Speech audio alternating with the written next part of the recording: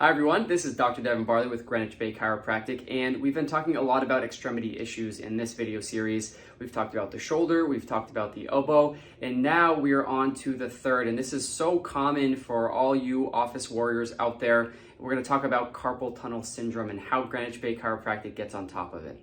So what we know is that the carpal tunnel is what the median nerve passes through, and typically that's the nerve that's affected when we talk about carpal tunnel syndrome. And the median nerve controls some strength in the thumb region, but it also controls a lot of sensation on the palmar surface of the thumb, the pointer finger, the middle finger, and even some of the lateral 2/3 of the outside fingers as well. Mostly it's these three. And what we know is that we use these three most often, right? And what it can affect is not only feeling like numbness, tingling, sometimes pain, but function. So sometimes what we'll see is even a loss of grip strength or fine motor skill where you're trying to write with a pen, or even for people who have physical jobs, if you're doing a lot of fine motions, this can be affected when the median nerve gets impinged upon in that carpal tunnel. So what we need to focus on is understanding that this process is usually something that happens over time.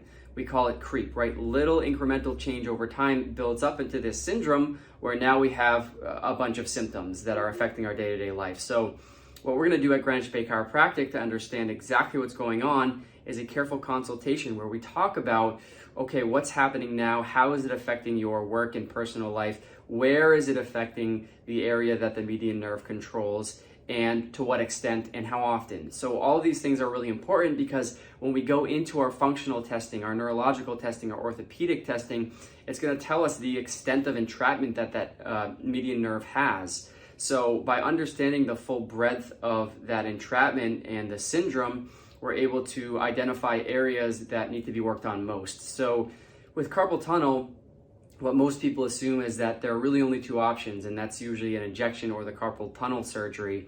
Oftentimes, I have patients in the office who have had the surgery, even on both hands, who are still experiencing residual symptoms. So the goal is to get on top of it here in the office conservatively, because we know that surgery is always going to be an option in case that ever needs to happen down the road.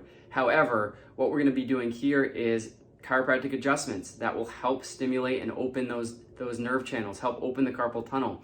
We'll be doing a customized exercise program that will help combat the stuff that you're doing at work and at home that may be perpetuating the problem to a degree.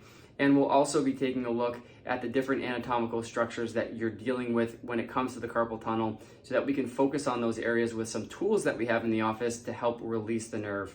And many patients do very well with this when we take the conservative approach. And what I would say is that it usually helps to get on top of the problem as soon as humanly possible, as soon as you start feeling an increase in those symptoms, because the sooner that we can get on top of it, the sooner it can go away. So if you know anyone who's suffering from carpal tunnel, we have some tools, really cool tools here at Greenwich Bay Chiropractic to help get on top of them so that you can feel and function your best, not only when you're in the office or at work in a physical job, but at home so that you can enjoy your life to the fullest.